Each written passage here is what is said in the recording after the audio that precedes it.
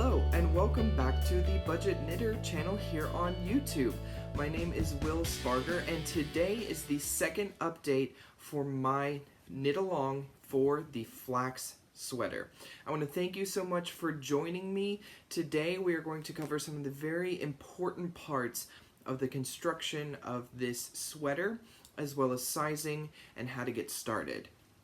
So let's just jump right in. So again, we are going to be knitting the Flax Sweater by Tin Can Knits. You can get this pattern on Ravelry. It is free. And so today we're going to go over swatching.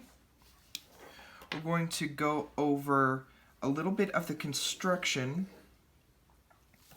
and some of the sizing choices. We're also going to go over the German twisted cast on, which is what the pattern suggests as your cast on for the collar.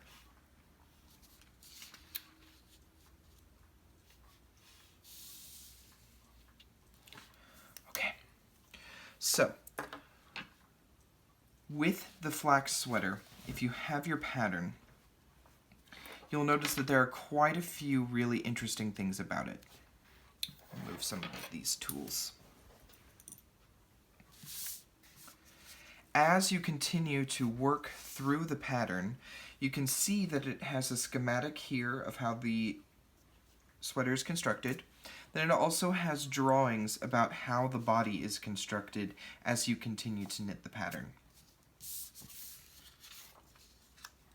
And then it includes some wonderful pictures. Now mine are in black and white, but on the pattern online, it will be in color. So as you can see with my pattern, I've highlighted a lot of the numbers that I need in blue, and that's going to be an important aspect of knitting a sweater. If you've never done any kind of garment knitting or knitting that requires a specific size, these numbers are very important because if you're not checking which numbers you need to be using, you could end up with a very, very differently sized sweater.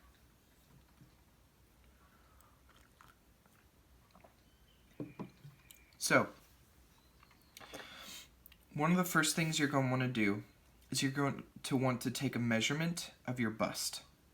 Your bust is the chest area around your back right under your armpits. If you were to take a flexible tape measure and wrap it around yourself and pull everything up to the area kind of right under your armpits and measure all the way around your body, that is your bust measurement. For me, that is 46 inches. So I'm going to be knitting the sweater that calls for a chest of 47 inches. The other thing you're going to want to measure is your sleeve length. And your sleeve length is going to be the area of distance between your underarm to your wrist. I didn't actually measure that because the great thing about this sweater is it's a top-down sweater, so you can actually try it on as you're knitting it, which is wonderful. So really, there are a lot of measurements here that it's talking about, but here's the great thing about knitting this top-down sweater. You're going to be able to try it on to make sure it fits. It's not like the first sweater I knit, where it was knit from the bottom up, and I couldn't try it on until after I had cast it off, and it didn't fit. So the great thing is, again, you're going to be able to try this sweater on as you knit it. So the most important measurement to have is your bust measurement, or your chest measurement, because you are going to need to make sure you are choosing the right size. So the next important thing you'll want from this chart, so here I'm going to be knitting the extra large because it fits a 47-inch chest. The next thing I need to pay attention to over here is the yardage required to knit this sweater. I need approximately 1,500 yards of yarn in order to be able to complete this sweater. So for me, I am using Karen Big Cakes in the Cranberry Crisp colorway. This is 603 yards per ball. So 603 times 3 is approximately 1,800 yards. With 3 of these balls, I should be able to finish this sweater absolutely no problem.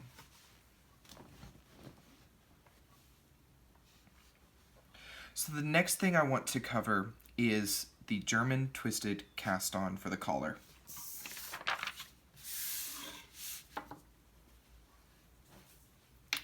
Here I have the needles I'll be using. It's very important that you use the needles that you will be using to knit this sweater. Now I've already knit a swatch using the yarn I want to use for this knit along.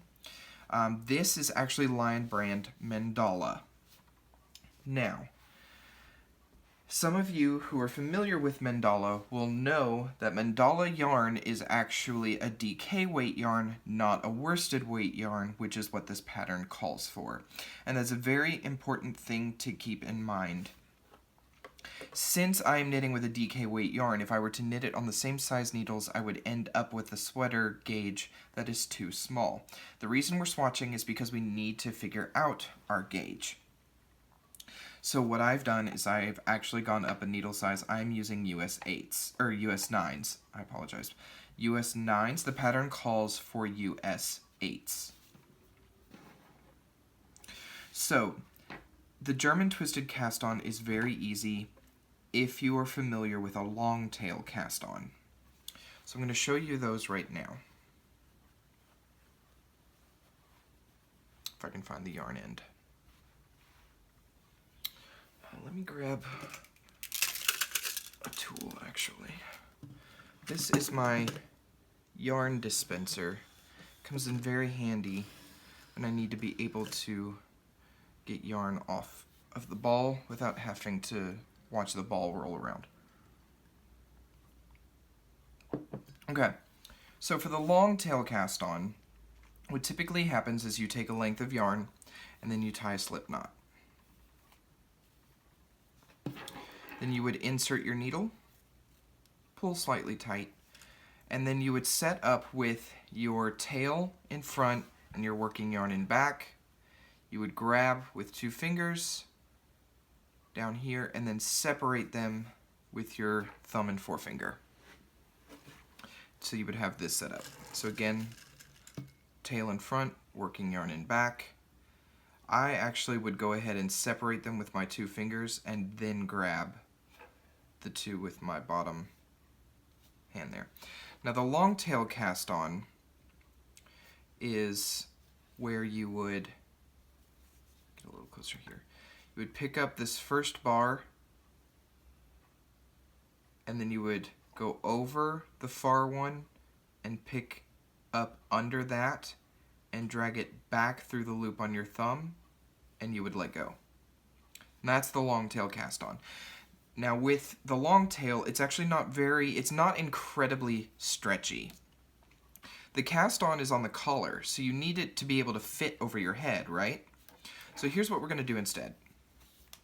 It's very similar. Now we're going to practice this cast on to do with our swatch because I think it's a great time to practice it before you do the real thing. Instead of tying a slip knot, all you will do is take the working yarn at the back over your thumb and forefinger like this, and I'm already grabbing the tail. So this is the tail. I'm grabbing it here.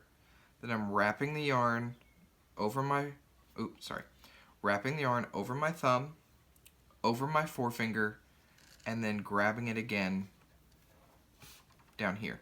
So essentially I've got this triangle that I'm holding closed with my pinky and ring finger. Now, what you do is you take your needle and you put it up under the yarn here, like so that it's just resting on top of the needle. You're going to take your right forefinger, you're going to hold that yarn right there in place. Alright? This is going to create a very similar first stitch. So if you were to pull the needle, your first finger should be holding the yarn right there. Okay? So the next thing we do, very similar to the slingshot or the long tail cast on, but there's a couple of extra steps. So with the long tail, you would pick up this yarn on the left side of your thumb. We're not going to do that. What we're going to do is we're going to take the tip of our needle, we're going to go under both strands of yarn on the thumb.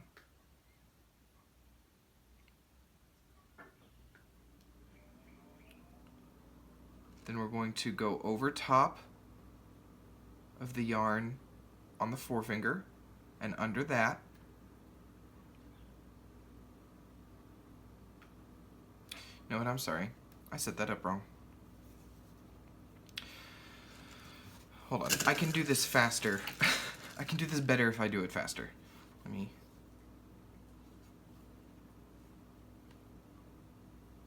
Nope, that's long tail. Hold on. I do this so rarely. Ah, okay, I know what I did wrong. Set back up.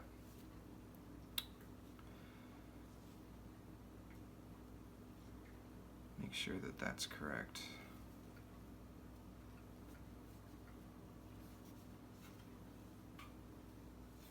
Okay, yes, okay. Sorry about that. Hopefully you'll be able to follow now that I know what I'm doing. Okay, again, needle, under, forefinger. I'm going to pull back. Okay, so what we're going to do is we are going to go under both like we do with the long tail cast on. The difference is now we're going to bring the needle tip back through the center of those two strands of yarn, like so. Then we're going to go over the top of the first finger yarn and around and under that. Then, this is where a couple of videos say that you are supposed to twist your thumb, untwist your thumb, to untwist that yarn and bring your needle back through, like so. I'm going to show you what I do instead. So set up again, under both strands on the thumb, back through the center of the two strands, around and over the top of the yarn coming from the forefinger and under. Now what I do, instead of twisting my thumb, is there's a hole here where you see the two strands of yarn. After we've reached this point, instead of going back through the top, I'm going to wrap my needle tip around and up through that hole without twisting my thumb. And then I'm going to let go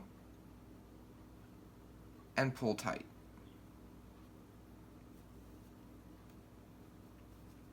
Show you that again. Under both strands, back through the center, over the top and around, and then back through the center of the two strands on my thumb, drop the thumb, and pull tight. Now, the great thing is you don't really have to pull too tight. You can actually leave this cast on just a little bit loose, but this is a relatively stretchy cast on. I'm going to show you one more time.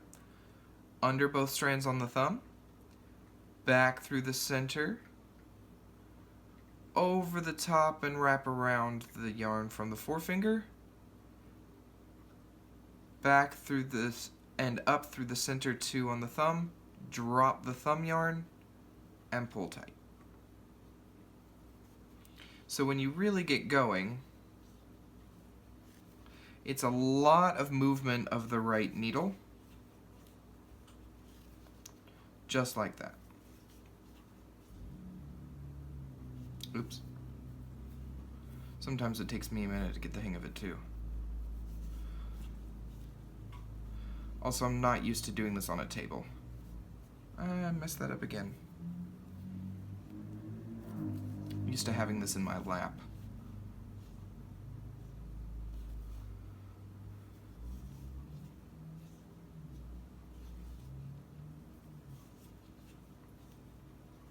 Okay, so that is the German twisted cast on. There's some great videos on YouTube if you weren't able to pick that up from me. There's some great videos on YouTube about how to do this cast on. I recommend practicing it because you want to make sure you do it right. It looks amazing when it's completed. But yes, it's also very stretchy.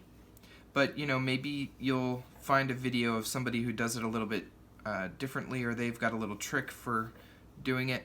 I recommend practicing it just because if you mess it up, it does leave like a really weird kind of odd jog in your cast-on row. And you don't want that, especially because it's at the top of the sweater at your neck where people will see your face. So, I mean, unless that doesn't bother you. But once you kind of get the rhythm going, it gets pretty quick. The only thing is you have to drop the yarn so many times that it does, sometimes you forget exactly how to grab the yarn again. And sometimes I don't even, like sometimes I still miss. I don't know how I do that. Anyway, so the next part we're going to cover is the swatching. So swatching is a very important part of garment knitting. You need to make sure that your gauge is going to match when it's time to knit your garment and that it's going to fit when you're done. So this is the swatch that I knit for this sweater. Now typically you'll also want to knit farther up, but as I am not so much concerned with my row gauge as I am my stitch gauge, I actually only knit a small portion. So, if I can get it to lay flat. I have not blocked this mostly because it's an acrylic yarn, so I'm not too concerned with it right now. This is my cast-on edge. This is my bind-off edge. What I did is I cast on and then I knit 4 rows of garter stitch. So that's just plain knitting back and forth. This is where it gets a little weird. If you have never swatched before, or if you have never swatched in the round, this is a very important thing to know. So, when we knit a garment, especially a sweater, where all you're doing is knitting around and around and around, you need to swatch around and around and around, because your gauge is typically different if you are knitting one row and then purling back across than it is if you are just knitting. Most people's tension tends to be a little bit, I think, tighter when you're just knitting. At least mine tends to be tighter. My purl stitches are very loose. So the gauge is slightly different. So here's what happens. You cast on, then 4 rows. Then you knit across one, and then instead of purling back across, you leave a really long float, and you come back to the beginning of this row and you knit across again. And so you're going to get this long float across the back. Then when you're done, you actually cut them in the center. Now, don't worry, your edge stitches are going to be very, very loose. It's normal. That's why we have a long piece here. You're going to be measuring your gauge here in the center. But what we're going to do we're going to get that set up. So what I do is I typically cast on about 30 stitches.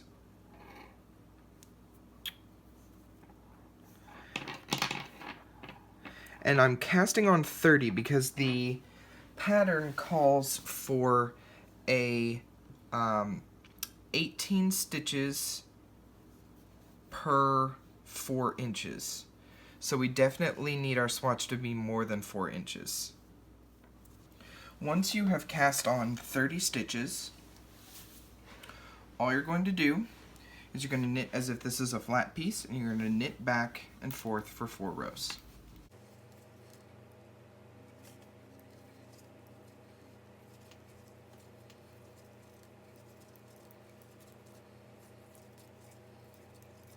For the purposes of this video, I'm only going to knit across 2 rows, just so I can show you exactly how this is going to work when it comes to starting your floats. So let's pretend that I just finished row 4. What would typically happen next is you would knit one more row, but I'm not going to do that. because you would knit row 5, which would be the beginning of your stockinette. What I'm going to do actually is I have finished my last knit row. So let's just say I finished row 5.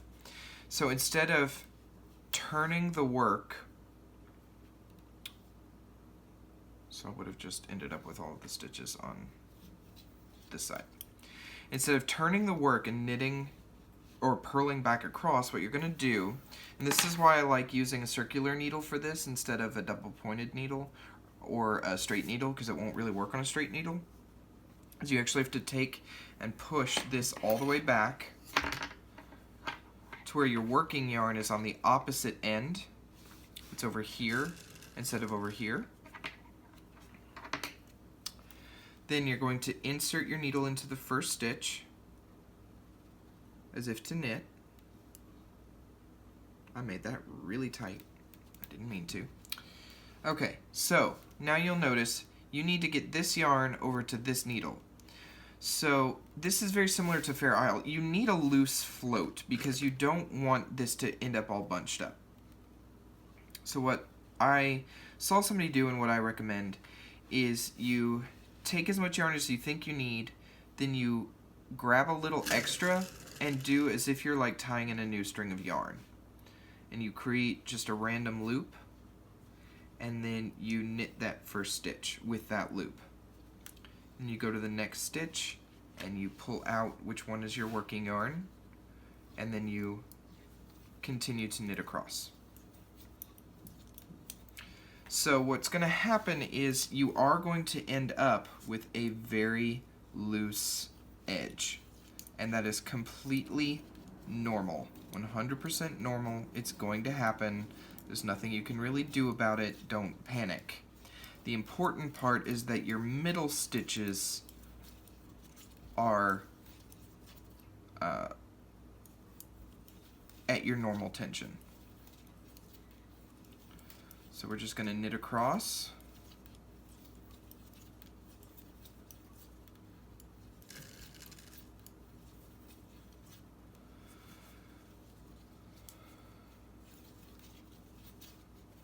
Sorry if the circular needle cord is making a lot of noise on the table. So when you come up to this last stitch, it's also going to be very loose just because you left a lot of yarn back there. 100% normal. Okay, so we've just knit our second row. Again, we're going to take this and slide it all the way back.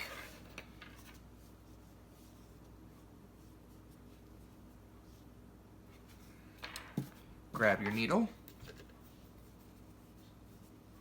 insert in the first stitch as if to knit, grab a long float, create a little loop onto the needle, knit the first stitch, find the working yarn,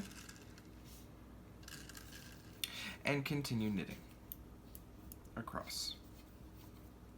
And you will do this until you have approximately 4 inches of knitting with floats in the back, making sure that your floats stay loose. Then you will knit 4 more rows of garter stitch, where you will knit back and forth. That's going to help bring a little bit more tension back to the edge of the swatch.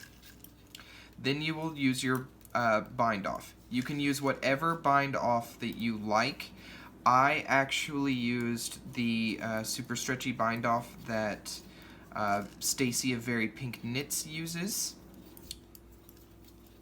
which is knit 2, then insert your needle into the front of the 2 stitches and knit them together. Knit 1, insert your needle into the front of the 2 stitches and knit them together.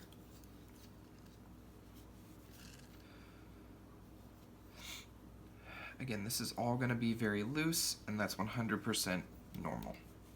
So you will continue to do that, leaving your floats and knitting a flat piece in the round for about 4 inches, then 4 more rows of garter stitch, then bind off. And what you should end up with is a piece similar to this, except that all of your floats will be all across the back. you will cut those in the middle. And then what I did is, because I didn't want to lose, because if you cut those, so they'll start to unravel if you're not careful. So what I did is I went down and I took the first two and I tied them together. Then the one on the left I took and tied to the next one until I had tied them all the way down so that they wouldn't come apart. And then I got this flat piece. So the next important thing is to see if you are at gauge or if you need to make any adjustments. So this is where a tape measure comes in handy. Or if you have a knitting gauge, that would also be handy. I do not have a knitting gauge. You're going to lay down your tape measure or gauge somewhere in the middle, because you want to avoid the edge stitches as much as possible. Then you are going to count the number of stitches in between the 4 inches. So I've got 1, 2, 3, 4, 5, 6, 7, 8, 9, 10, 11, 12, 13, 14, 15, 16, 17, 18. I have 18 stitches, which is exactly what the pattern calls for. So I know that if I knit this using this yarn and these needles, I will end up with the exact measurements, or very close to the exact measurements that the pattern calls for. So that's why swatching is really important. Now, if you are using a wool or a natural fiber, you will want to wash and block this before you measure the gauge. If you do not wash and block first, you may end up with a different size sweater because natural fibers react different than acrylic. Acrylic doesn't really change between knitting and blocking, but natural fibers can. So you don't want to measure gauge until you have washed and blocked your swatch the same way you intend to wash and block your sweater. Then check gauge. If you need to adjust from there, adjust. If you are getting more than the number of stitches for gauge, you need to go up a needle size or 2. If you are getting less, then you need to go down a needle size or 2, so that your sweater will come out to the correct size when you're done. Okay, I hope that has been really helpful for you. This is how we are going to get everything ready to go and get started. I hope that we'll be casting on the collar of the sweater here in the next couple of weeks. I want to give any of you who have not yet joined the knit along or gotten any of the supplies that you need, I want to give you the opportunity still to get those materials together. And then this also gives you time to swatch, engage, and figure out exactly what you will need to make sure that you are getting the correct size for your pattern. So I want to give you plenty of time to swatch because some of you may need to swatch more than one time. This is actually my second swatch. So spend some time, figure that out. If you have any questions, please contact me on Ravelry, or you can leave me a comment here on this video. I will also put my email in the video description box below, so if you have any specific questions, you can also email me and I will do my best to answer them. If you have any questions about what kind of yarn you should use or where you can get certain materials, again, please ask in the video description box, contact me on Ravelry. You can also ask in the chatter thread on Ravelry at the Budget Knitter Podcast group. And so now I just kind of want to go over a little bit more of the details of the knit along. So there will be a prize winner for finished objects for this knit along. There is a finished object thread on the Budget Knitter Podcast group. Please no chatter in there. I just want to see finished objects. I know it's going to be a while before we get to that point, but there is a separate thread for progress photos or any questions that you may have or want to ask other people in the group. So with that said, I explained this in one of my podcasts, but if you're not watching my podcasts and you're just doing this, so there will be a finished object giveaway. So in order to win. What it is, it'll be a skein of my hand-dyed yarn and 2 stitch markers from Paul of Polly Knits. And I don't have those to show right now, but they're really cool. They're these little skulls, and they're so cute. They're so cute, and I will show them in the future. I have them put away right now. So you will also win 2 of those. Now, to enter, you need to have the finished object completed 1 to 2 months after the final video in this series goes up, and I will tell you when that is. I will announce in the last video you have 1 to 2 months to complete this. I'm saying 1 to 2 months right now because I'm not exactly sure how long I want that to go just yet.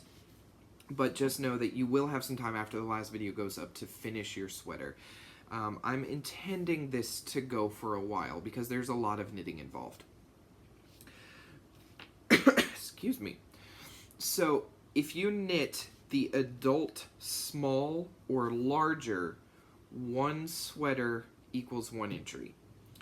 If you knit the extra small or smaller, 1 equals 1 entry, but you have to knit 3 to get a second entry. So every 2 equals 1 entry. So if you knit 1 extra small or child sweater, you get 1 entry. If you knit 2, it's still only 1 entry. If you knit 3, it's 2 entries. If you knit 4, it's still 2 entries. 5 would be 3 entries. So if you're going to be knitting the children's sweaters, every 2 is the next entry. That's just to make it fair for people who are knitting larger sweaters. I want to kind of give everybody the opportunity to do this knit along and be able to enter into the contest without some people knitting like 6 or 7 of these and having more entries. That's not really fair.